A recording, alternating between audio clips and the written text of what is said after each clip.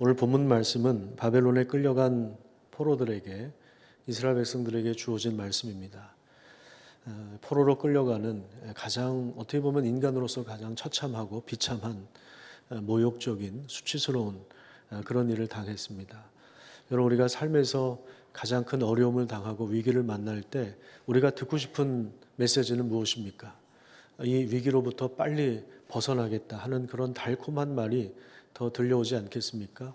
그런 것처럼 이 당시에 이스라엘 백성들을 향해서 거짓 선지자들이 많이 일어났습니다. 특별히 하나냐라고 하는 사람이 있는데, 하나님께서 2년 안에 돌아오신다, 이런 메시지를 전합니다. 예레미야 29장을 함께 좀 살펴보도록 하겠습니다. 28장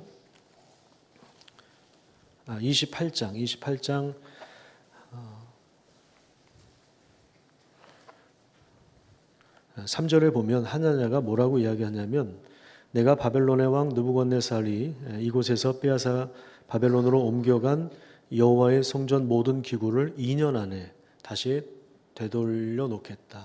2년 안에 다시 회복될 것이다. 이런 메시지를 전하는데요. 29장 9절을 한번 보십시오. 29장 9절에 보시면, 내가 그들을 보내지 아니하였는데 그들이 내 이름으로, 그러니까 하나님의 이름으로 거짓을 예언하고 있다. 그러면서 10절에 보시면 여호와께서 이와 같이 말씀하시니라, 바벨론에서 몇 년이 차야 한다고 이야기합니까? 70년. 70년이 차면 다시 고국으로 돌아오게 하겠다. 하나님께서 이런 말씀을 주십니다. 자녀들이 잘못을 범했을 때 부모는 금방 용서하고 없었던 일로 하자, 이렇게 이야기하지 않습니다. 우선 자녀가 무엇을 잘못했는지를 알려주고, 그리고 그것을 인정하도록 하죠. 그리고 그 잘못으로 인한 그 대가를 치르게 합니다.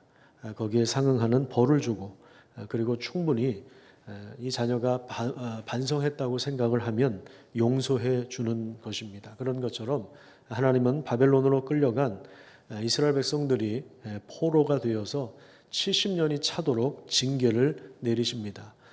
그래서 이스라엘 백성들이 얼마나 심각한 죄를 범했는지 그 부분에 대해서 오늘 본문 12절에 보시면 이런 표현이 나와요. 너의 상처는 고칠 수가 없고, 그리고 너의 부상은 상당히 위중하다, 이렇게 말씀하고 있습니다. 상처를 고칠 수 없고 부상이 중하다는 말씀은 치료 불가능한 아주 치명적인 불치병, 치명적인 상처를 안고 있다는 것을 말합니다. 후시딘을 발라서 데일밴드를 붙인다고 해결할 수 있는 문제가 아니라고 하는 것입니다. 실제로 여기 나온 상처라고 하는 단어는 다른 예언서에 어떤 의미로 사용이 되냐면, 돌이킬 수 없는 완전한 죽음을 말하고 있는 것입니다. 이 죽음, 이 상처에는 약도 없고 수술할 의사도 없고, 그리고 송사를 담당하여 해결해 줄 법관도 없는 것입니다. 나라가 정상적으로 서야 법관이 재판을 공정하게 할 수 있겠죠. 그런데 지금 나라가 초토화되고 있는 상황에서 공정하게 처리할 재판관들도 없는 것입니다. 그러다 보니까 이스라엘 백성들은 바벨론의 압박을 받을 때에 다른 나라의 도움을 구합니다. 특별히 애굽을 의지하여 애굽과 동맹 관계를 맺었습니다. 정치적으로 도움을 얻으려고 했습니다. 하지만 그들은 이스라엘을 도와주지 못했습니다. 14절을 한번 보십시오. 오늘 본문 14절에 보시면, 너를 사랑하던 자가 다 너를 잊고 찾지 않는다. 그러니까 애굽을 말합니다. 이스라엘이 의지했던 애굽이 너를 잊고 찾지 않는다. 왜냐하면 너의 악행이 많고 너의 죄가 많기 때문에 나는 내 원수가 당할 고난을 내가 받게 하여 잔인한 징계를 내렸다. 이렇게 이야기하는 것입니다. 그러니까 애굽과의 정치적 동맹이 의미가 없는 이유는 이 징계가 하나님께로부터 왔기 때문에 그렇습니다. 이스라엘 백성들의 이 심각한 죄로 인하여 하나님은 바벨론을 들어 자기 백성을 공격하십니다. 이 치명적인 병의 원인을 알려주신 그 다음에 70년 동안 충분히 그 대가를 치르게 하신 다음에 하나님은 회복의 은혜를 베풀어 주심을 언급하고 있는 것입니다. 17절 말씀해 보시면 이런 표현이 나옵니다. 상처로부터 새살이 돋아나게 하는 방식으로 이스라엘을 고치시는 것입니다. 상처를 말끔하게 없애주시는 것이 아닙니다. 70년 동안 그 상처와 아픔 가운데 살게 하시면서 하나님께 돌이킬 수 있는 그런 시간들을 두고, 그리고 얼마나 율법에서 벗어났는지를 그것을 깨닫게 하고, 그래서 하나님의 은혜가 무엇인지를 알게 하셔서, 그래서 그 안에서 새 살이 돋아나도록, 이제는 우리가 하나님을 이렇게 섬겨야 되겠다, 이러한 고백들, 이런 눈물의 탄식들이 나오도록 하나님은 그 70년의 기간을 허락해 주십니다. 우리가 가지고 있는 성경에 시편이라고 하는 책이 있는데, 이 시편 말씀의 대다수는 바벨론으로 끌려가 유배를 당한 그 이후에 옛날 그 하나님의 은혜를 추억하면서 그때 썼던 그것을 회상하면서 썼던 그러한 그때 이제 이 시편이 모아진 것입니다.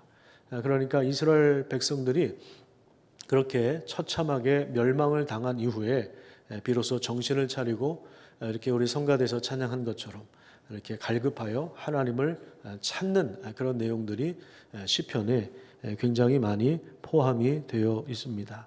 그래서 하나님은 이러한 죄에 대한 합당한 벌을 받게 하신 이후에 그 다음에 치유와 회복을 경험하도록 하시는 것입니다. 그러니까 우리가 죄를 지으면 안 되는 이유는 우리 이 죄에 대한 대가, 우리가 죄를 지으면 그 죄에 대한 대가를 지불해야 하기 때문에 그렇습니다. 18절부터는 상처 속에서 새살이 돋아나는 과정, 그러니까 이 회복이 어떻게 구체적으로 일어나는가를 말씀하고 있는데요. 18절을 한번 볼까요? 18절에 보시면 하나님께서 제일 먼저 하시는 일이 무엇입니까? 포로들을 돌아오게 하신다. 포로들을 돌아오게 하시고, 그 다음에 폐허가 된 성읍 위에 건축을 하게 하셔서 결국에 그 안에서 도시가 건설되고, 그리고 공동체가 형성되도록 하십니다. 그 안에 감사와 기쁨의 소리가 울려 퍼지도록 하시고요. 그리고 인구가 계속 불어납니다. 19절에 보시면 중간쯤에 내가 그들을 번성하게 한다.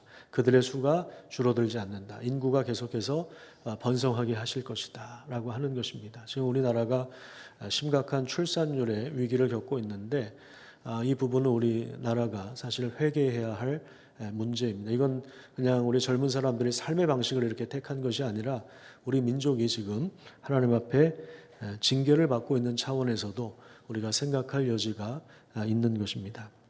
아브라함에게 주셨던 그 약속의 말씀, 하나님의 언약의 말씀, 그 후손이 바닷가의 모래와 같이 하늘의 별과 같이 많아지게 하겠다. 이 번성의 이 복이 다시 이루어질 것임을 하나님께서 약속하셨고요. 그 다음에 그들의 수치와 그리고 그들이 받았던 그 모욕, 그것을 하나님은 이제는 다시 존귀하게 하셔서 그 수치를 덮어주시는 그런 은혜를 베풀어 주실 것입니다. 자, 그 다음에 정말 중요한 내용이 있는데 마지막으로 지도자를 세우시겠다고 약속하셨습니다. 이 내용이 21절 말씀에 있습니다. 21절 거기 보시면 그 영도자는 그들 중에서 나올 것이요 그 통치자도 그들 중에서 나오리라. 그 공동체 안에서, 그러니까 하나님이 회복하시는 공동체 안에서 지도자가 출현할 것인데, 내가 그를 가까이 오게 하겠다. 참으로 담대한 마음으로 내게 가까이 올 자가 누구냐, 이렇게 말씀하십니다. 그러니까 이 공동체 안에서 하나님이 세우신 이 지도자의 가장 큰 특징이 뭐냐면 하나님께 가까이 나아간다. 그런데 여기 보면 노란색 글씨로 담대한 마음으로 내게 가까이 올 자가 누구냐, 이렇게 이야기하고 있는데, 이 표현은 자기 모든 삶을, 그러니까 자기의 모든 마음을, 자기의 심장을 다 걸고 하나님께 나아가는 것을 표현하는 것입니다. 우리는 하나님께 그냥 적당히 쓰임 받기를 원하죠. 바울처럼 내 인생을 다 거는 것은 조금 부담이 됩니다. 그래서 하나님과도 어느 정도 이 적당한 거리를 유지하려고 합니다. 그런데 사실 우리 인생을 지나고 나서 보면 우리 심장을 다 걸고 가는 길이 가장 복되고 가장 유익하고 어쩌면 가장 편하고 가장 안전한 길이라는 사실을 알게 되는 것입니다. 하나님께서 이스라엘 백성들을 포로 상황에서 돌이키시고 그들을 회복하신 이유는 바로 하나님이 언약하신 바를 이루시기 위해서인데, 그 하나님의 언약이 아주 구체적으로 선포된 말씀이 22절에 나옵니다. 이 22절은 상당히 중요한 말씀이어서 오늘 여러분들이 꼭 오늘 중으로 이 부분을 암송하셔야 합니다. 자, 22절 말씀 같이 한번 읽어보도록 하겠습니다. 시작. 너희는 내 백성이 되겠고 나는 너희들의 하나님이 회복되리라. 이 표현은 하나님과의 관계가 회복되어서 온전한 관계를 맺는다는 것입니다. 너희는 내 백성이 된다. 나는 너희들의 하나님이 될 것이다. 하나님께서 그 백성들을 다스리시고 통치하시는 일에 그 나라 백성들이 순종하는 삶을 살아가는 것, 그것이 바로 하나님 나라인 것입니다. 우리가 요즘에 살펴보는 예레미야서 후반부는 바로 이러한 메시지예요. 하나님께서 그들이 죄악으로 인해서 이방 나라의 적국에 포로로 끌려갔지만 하나님께서 그들을 다시 회복시킬 것이다 라고 하는 그런 메시지가 주를 이루고 있습니다. 자, 그런데 70년이라고 하는 세월이에요. 70년. 언제 기다립니까? 여러분, 만약에 그런 일은 없겠지만 만약에 지금 우리나라가 어떤 나라에 의해서 멸망을 당해가지고 저 중국이라고 하면 좀 기분이 나쁘실까요? 어쨌든 그래. 하여튼 일본에 또 당하면 그런 기분이 나쁘니까 하여튼 강대국이 우리 민족을 집어삼켰어요. 그래서 우리가 어떤 나라에 포로로 끌려갔습니다. 저기 러시아 사할린 이쪽으로 포로로 끌려갔습니다. 그런데 70년이 차야 돌아온다. 7개월도 아니고 70년이다. 그러면 여러분 기분이 어떻겠습니까? 우리 박덕성 집사님은 못 돌아오시는 거예요. 거기서 그냥 삶을 마감할 수밖에 없는 거예요. 그죠? 우리 초등학생들은 그래도 그래 70년 후에 내가 고국으로 돌아갈 거야 이런 소망이라도 있겠지만 어쨌든 2, 3대가 지나야 다시 돌아올 수 있을 거라고 하는 소망. 그럼에도 불구하고 이 소망이, 이 메시지가 왜 그들에게 필요했는가 하면 하나님이 너희들을 버리신 게 아니야. 그것 때문에 그런 거예요. 자, 그런데 이 말씀이 그러면 어떻게 성취됐느냐? 세 가지를 우리가 살펴볼 수가 있는데 첫 번째는요. 실제로 70년 후에 고레스가 칙령을 내려서 돌아가게 하죠. 그래서 이스라엘로 돌아오는 사람들이 생겨났습니다. 그래서 나라를 재건하는 그런 이야기가 구약 성경의 마지막 쪽에 등장하죠. 그 다음에 두 번째는요. 예수 그리스도의 오심으로 예수 그리스도의 사역과 죽으심과 부활로 인하 이게 이제 복음서에 나오는 내용인데 이 일로 인하여 우리가 사도행전을 지난 2달간 설교를 들었지만 성령이 오시죠. 예수 그리스도께서 구원을 이루신 그 구원을 적용하기 위하여 성령께서 약속하신 성령께서 오십니다. 그래서 교회가 탄생하죠. 예수를 주로 고백하고 영접하는 사람들. 그 사람들이 교회가 되는 것입니다. 교회가 탄생하는 것입니다. 그러니까 교회는 바로 하나님 나라의 백성이라고 할 수 있습니다. 그래서 이것을 통해서 교회를 통해서 이 말씀이 예레미야에게 주어진 말씀이 실제로 성취되었다는 사실을 보여주고 계시고 그 다음에 마지막으로 세 번째 성취는 언제 오느냐? 예수 그리스도께서 다시 오실 때 그때 이제 만물이 회복됩니다. 이것을 이제 요한계시록에서는 새 하늘과 새 땅, 신천신지라고 이렇게 표현을 하고 있는 거죠. 만물이 회복되는 거예요. 그 완성을 향해서 우리가 함께 나아가고 있는 것입니다. 그러니까 지금 우리는 어느 세대에 있는 것입니까? 2차와 3차 요 중간에 있는 것입니다. 그리스도의 재림을 기다리고 있는 거죠.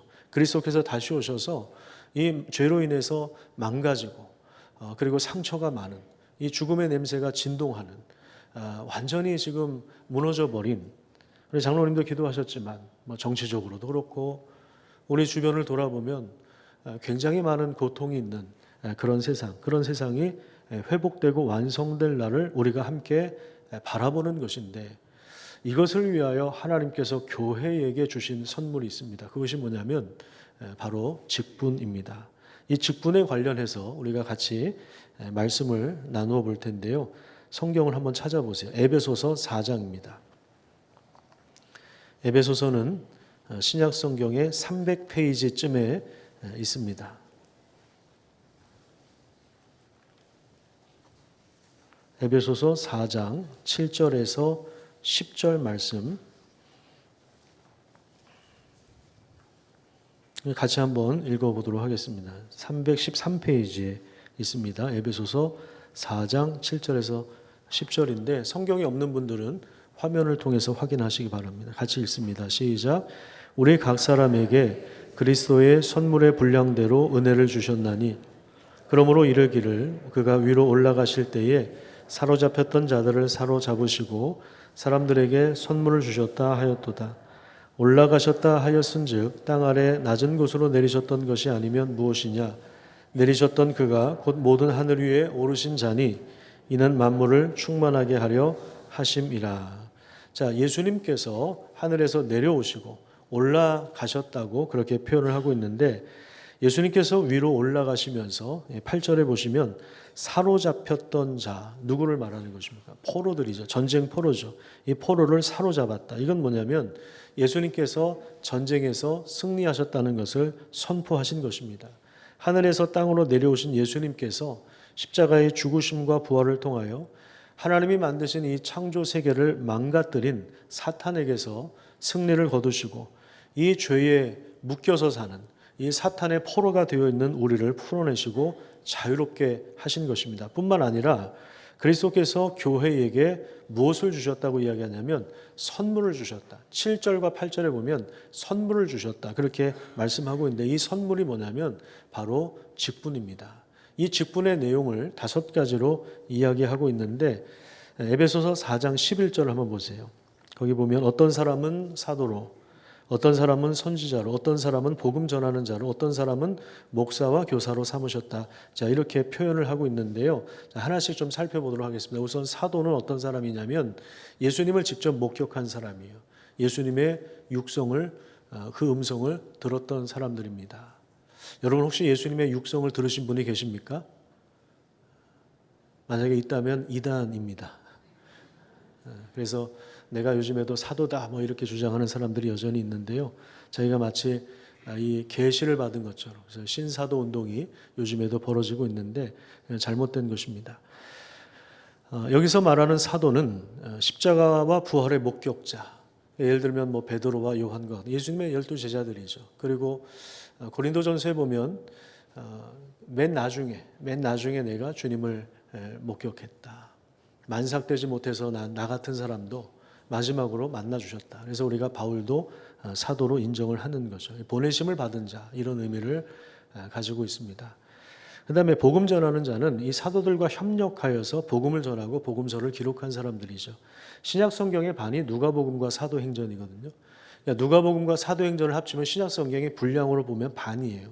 이 반을 기록한 저자가 누가이고 또 마가복음을 기록한 저자가 마가인데, 이런 사람들이 사도와 협력해서 복음을 전하는 자였습니다. 선지자는 특별 계시를 받아 교회에 전한 사람이죠. 사도행전에 보면 아가보라고 하는 예언자가 나오는데, 이 당시에는 성경이 완성되지 않았기 때문에 하나님이 특별한 계시를 주셔서 교회에게 말씀을 주시는 것입니다.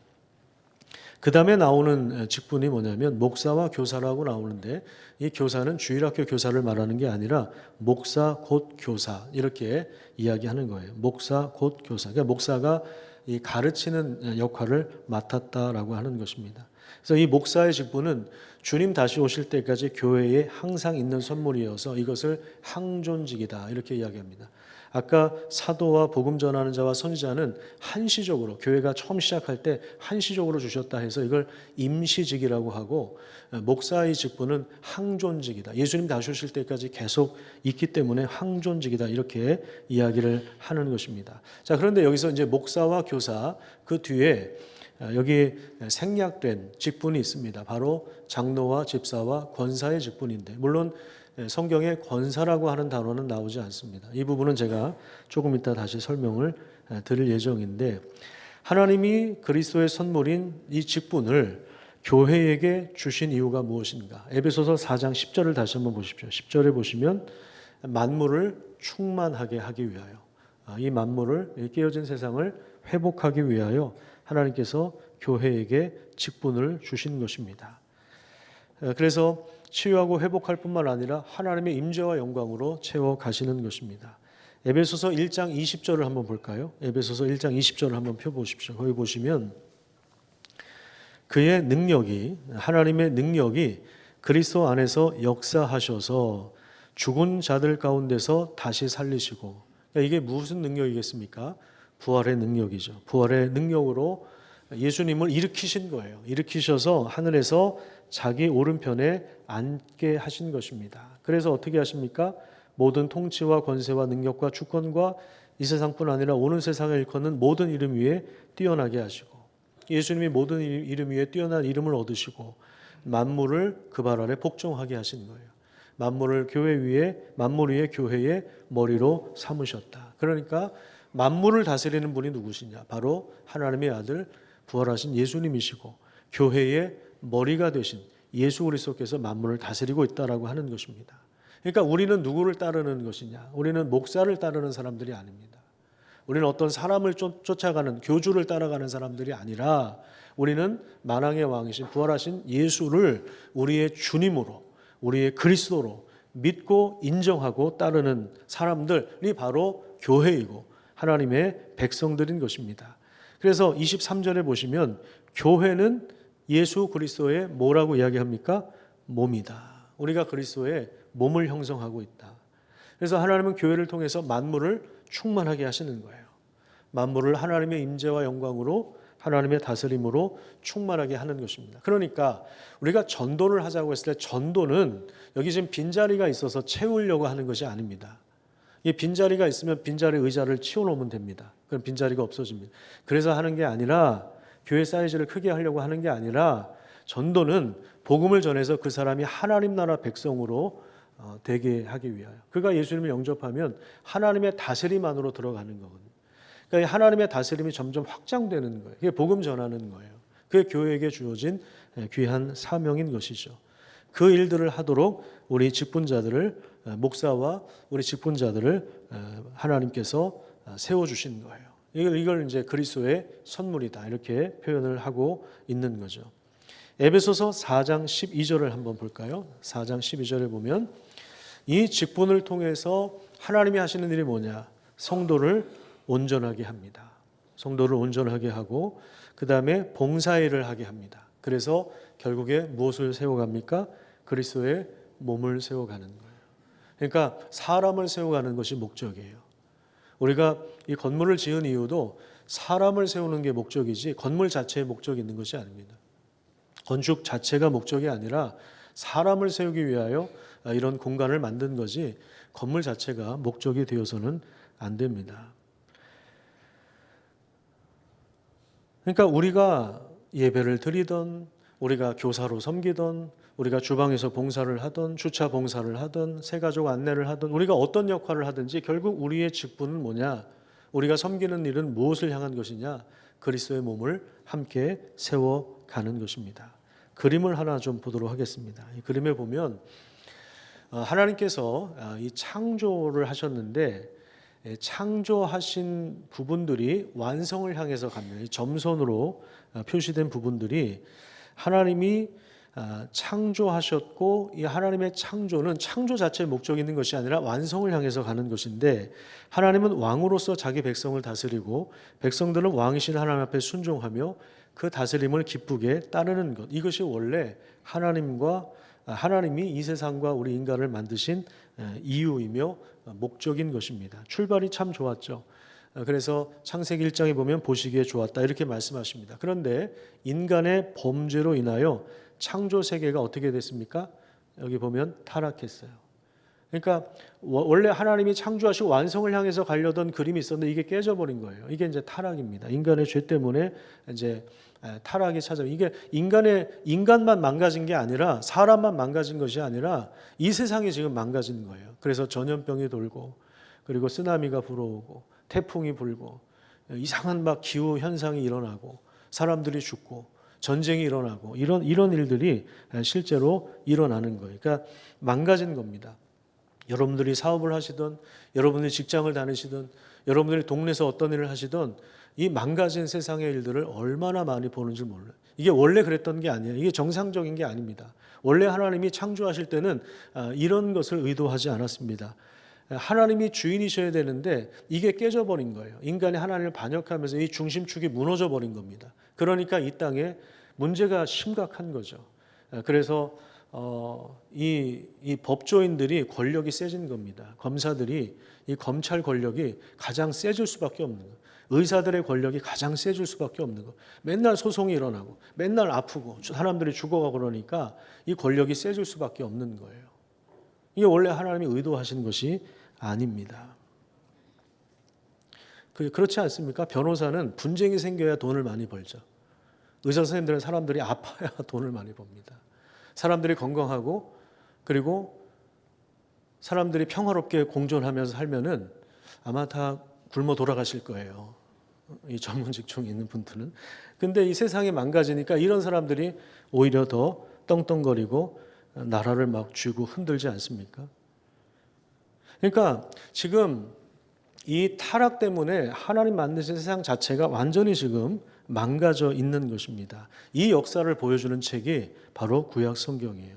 우리가 요즘 읽고 있는 예레미야는 인간의 죄가 하나님을 반역했을 뿐만 아니라 결국 나라 전체가 어떻게 망해가고 있는가를 보여주는 것이죠. 인간이 뿌려놓은 죄의 심각성을 알려주는 거예요. 그 치명적인 질병, 약도 없고 수술할 수도 없는 것입니다. 자, 그런데 하나님은 이렇게 타락하고 망가진 세상을 포기하지 않고 구원의 은혜를 베풀어 주십니다. 그래서 구속이 나오죠. 하나님이 예수 그리스도를 통해서 구원의 일들을 시작하셨습니다. 그래서 지금도 교회를 통해서 복음 전하는 자들을 통해서 사람들을 목양하고 돌보는 사람들을 통해서 사방에서 하나님은 사람들을 불러내신 하나님의 백성들을 불러내시는데 이것이 바로 만물이 회복되는 과정이라고 할 수 있습니다. 그래서 구원받은 우리들은 어디를 향해서 가느냐? 완성을 향해서. 원래 하나님이 창조하셔서 완성하시려고 했던 그 지점으로 우리가 함께 가고 있는 것입니다. 원래 이 길로 가고 있는 거예요. 이것을 위하여 교회에게 주신 것이 바로 직분입니다. 직분. 각자 그 은사와 분량을 허락해 주신 것입니다.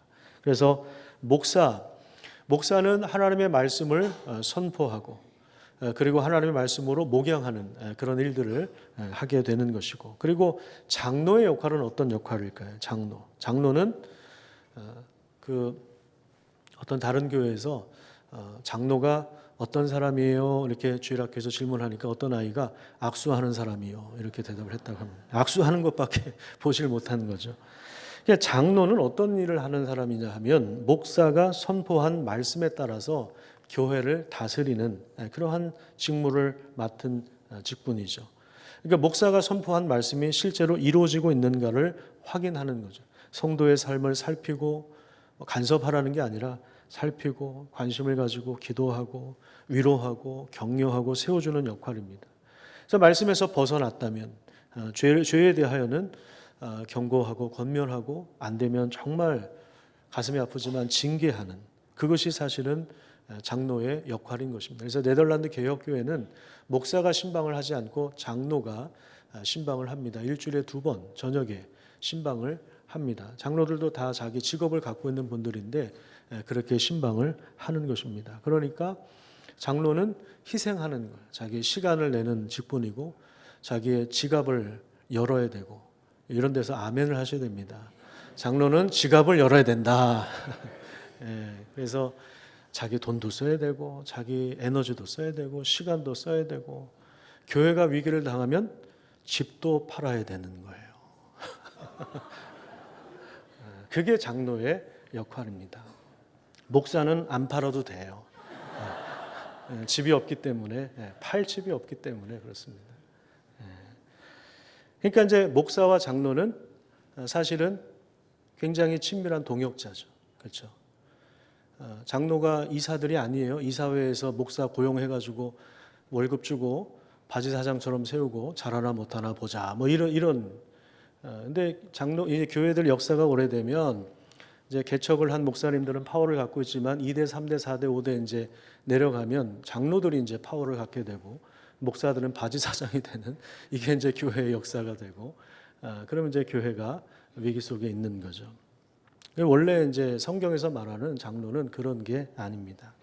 그래서 목사와 장로는 함께 말씀으로 동역하는 직무를 맡은 거예요. 그러니까 장로가 장로의 역할을 감당하지 않으면 목사가 어떻게 됩니까? 목양의 일들을 다 하게 되는 거예요. 그러면 어떻게 돼요? 설교할 시간이 줄어들게 되는 거예요. 설교 준비할 시간이 말씀을 연구할 시간이 줄어들게 되죠. 그러면 누구 손해입니까? 여러분들의 손해가 되는 것입니다. 그 다음에 권사는 성경에 그 명칭이 나오지는 않습니다.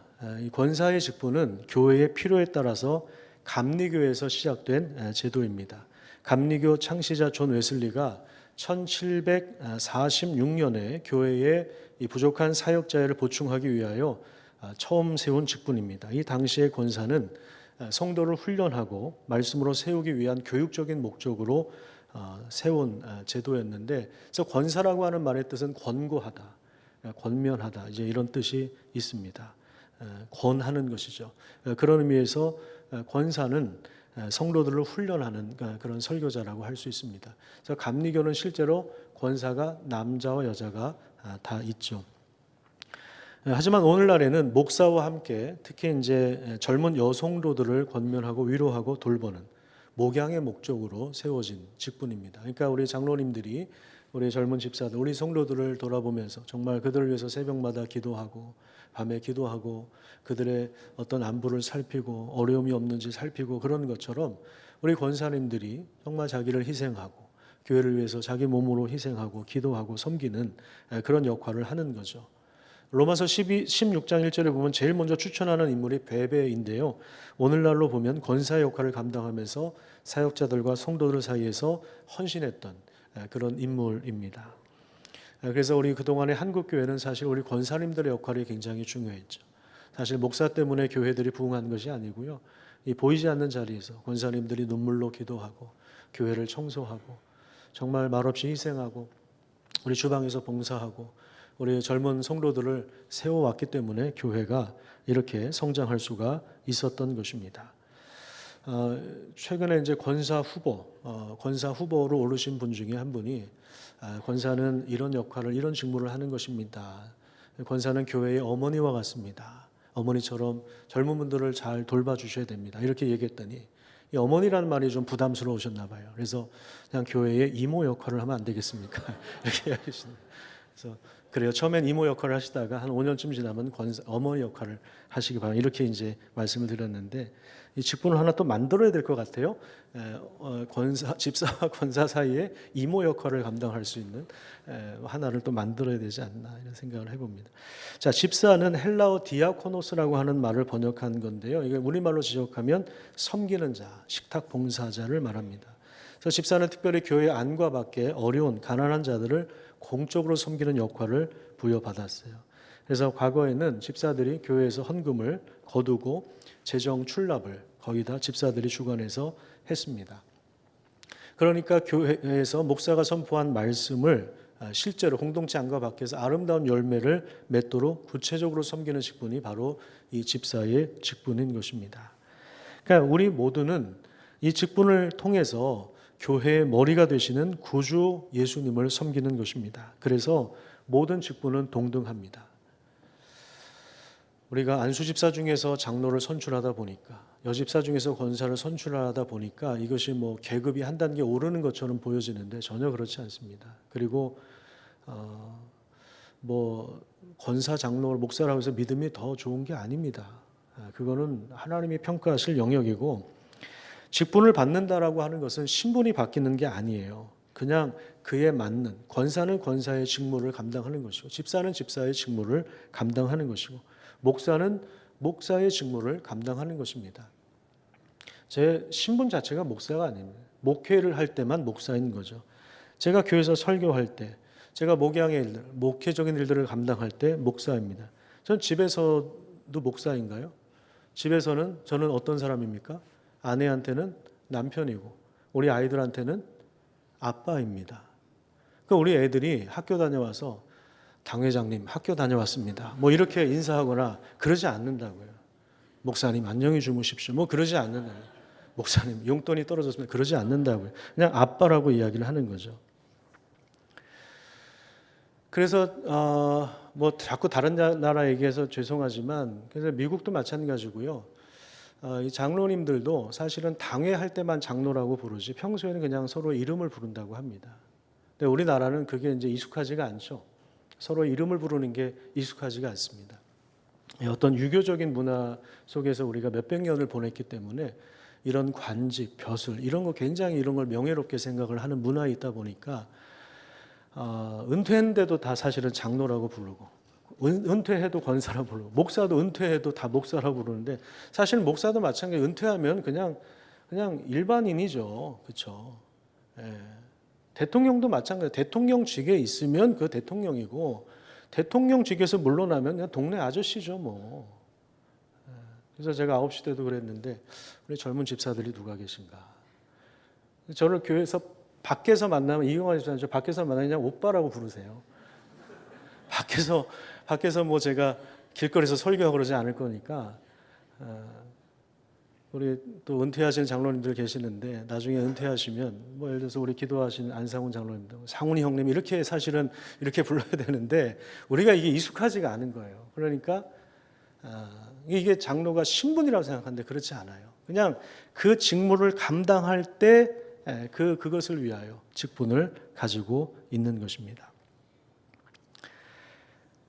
사실 지난 몇 주간 이 직분의 기원, 원래 이 직분이 세워진 그 기원이 뭔가, 그리고 오늘날의 이 현대 교회에서 이걸 어떻게 적용해야 될까를 가지고 여러 권의 책을 좀 구입해 가지고 한 2, 3주 동안 계속 좀 공부를 했습니다. 나름대로 좀 공부를 하고 6월 초부터 이제 고민을 좀 많이 했어요. 그리고 지난 몇 주간 임시당회를 몇 차례 열어서 장로님들과 계속 좀 논의를 했습니다. 뭐 3시간 넘도록 계속만 논의를 했어요.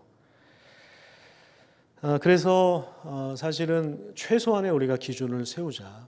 그냥 연차가 됐다고 나이가 들었다고 그냥 직분을 다 하는 것이 아니라 최소한의 기준을 세우자. 그 기준에 대해서는 제가 다음 주에 다시 한번 말씀을 드리겠지만 믿음이라고 하는 것이 보이는 영역이 있고 보이지 않는 영역이 있기 때문에 사실 이렇게 교회가 판단하기가 굉장히 어렵습니다. 중심은 하나님만이 아세요.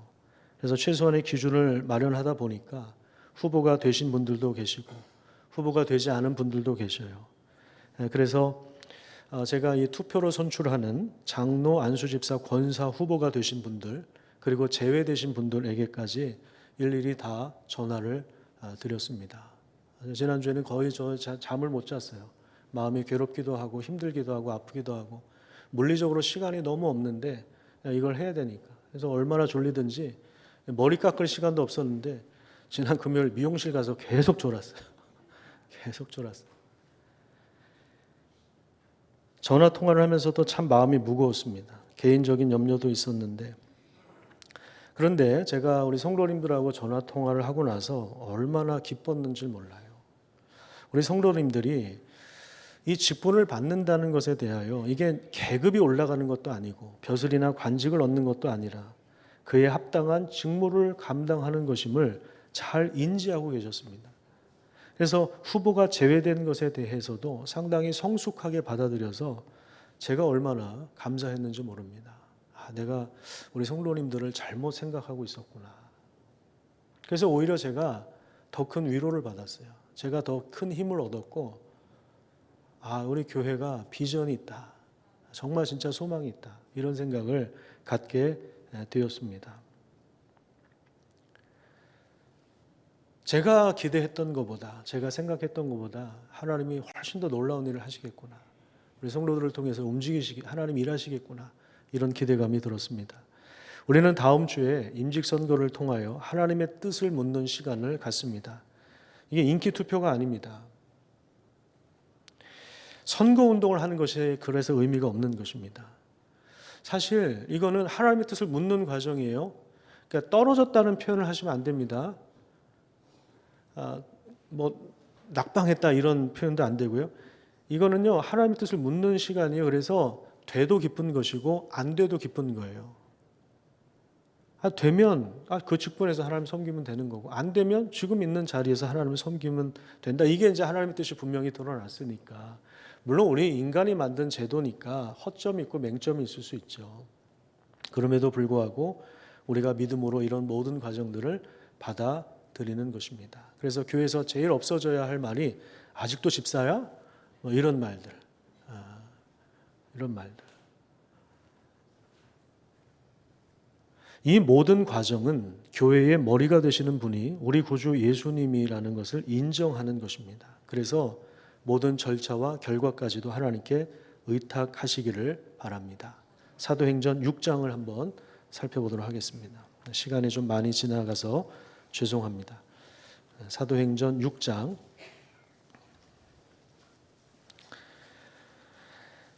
1절부터 쭉 보면 제자가 더 많아져서 결국에 이 구제 사역에 빠뜨리는 사람들이 있다 보니까 이 교회 안에 원망하는 일들이 일어났습니다. 의도한 건 아닌데 행정적인 실수가 일어나요. 그러니까 6장 2절에 보시면 196페이지에 있습니다. 12사도가 제자들을 불러서 뭐라고 이야기하냐면 우리가 하나님의 말씀을 제쳐놓고 접대를 일삼는 것이 마땅하지 않다라고 하면서 칭찬받는 사람, 성령과 지혜가 충만해 칭찬받는 사람 7을 택하라. 이 7명이 집사가 아닙니다. 적어도 이 본문에서는 집사라고 이야기하지 않아요. 집사란 단어는 나중에 등장합니다. 어쨌든 7명을 택해요. 그리고 나서 사도들은 오로지 우리는 기도하는 일과 말씀 사역에 힘쓸 것이다. 이렇게 이야기합니다. 그래서 7명의 우리는 보통 집사라고 하죠. 나중에 또 집사라고 이제 이 사람들을 부르니까요. 7명의 집사를 선택했는데 그래서 이제 사도들이 안수했죠. 자, 그 결과 어떤 현상이 일어났습니까? 7절 말씀해 보시면 하나님의 말씀이 점점 어떻게 돼요? 왕성해지는 거예요. 하나님의 말씀이 점점 더 왕성해지고 제자의 수가 더 많아지고 구약시대 제사를 담당했던 제사장들도 예수 그리스도의 도에 복종하기 시작했습니다. 이건 뭐냐면 아까 우리가 봤던 그림 가운데 하나님 나라 완성을 향해서 교회가 힘있게 전진해 가고 있는 것을 의미합니다. 여러분, 우리 임직선거 이후에 우리 임직선거가 목적이 아니에요. 목사가 되고 장로가 되고 권사가 되고 이게 목적이 아닙니다. 임직선거 이후에 진리의 말씀이 더욱더 왕성해지는 은혜가 있기를 간절히 축복합니다. 그래서 진정한 부흥을 경험하고 만물을 회복하시는 그 하나님의 일에 동참하는 그러한 교회가 되기를 간절히 축복합니다.